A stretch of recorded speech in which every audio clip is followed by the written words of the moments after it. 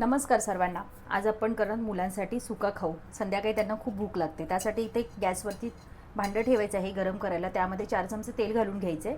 तेल गरम झालं की एक मूठभर शेंगदाणे यामध्ये तळून घ्यायचे आणि ते तळून झालेत काढून घेऊयात। त्याच तेलामध्ये मोहरी घालून घ्यायची, जिरं, एक सुकी मिरची, कढीपत्ता घालून घ्यायचे, हिंग घालून घ्यायचं। नेहमीचे जाडे पोहे आहेत ते चाळून घ्यायचे, वाटीवरती घालून घ्यायचे आणि छान असे कुरकुरीत होईपर्यंत यावरती भाजून घ्यायचे। पोहे आहेत ते भाजून झालेत, काढून घेऊयात। त्याच भांड्यामध्ये 3 चमचे तेल घ्यायचे आणि उभा चिरून घेतलेला कांदा घालून घ्यायचे। 2 उभ्या चिरून घेतलेले हिरवे मिरची, मूठभर ओले मटार चांगले मऊ पडेपर्यंत शिजवून घ्यायचे। पाव चमचा हळद, चवीनुसार मीठ घालून घ्यायचं। भाजून घेतलेले पोहे आणि शेंगदाणे घालून घ्यायचे। बारीक चिरलेली कोथिंबीर, कुरकुरीत चुरचुरीत असे मस्त कांदे पोहे तयार आहेत। नेहमीपेक्षा वेगळे नक्की करून बघा आणि लाईक शेअर सबस्क्राईब करायला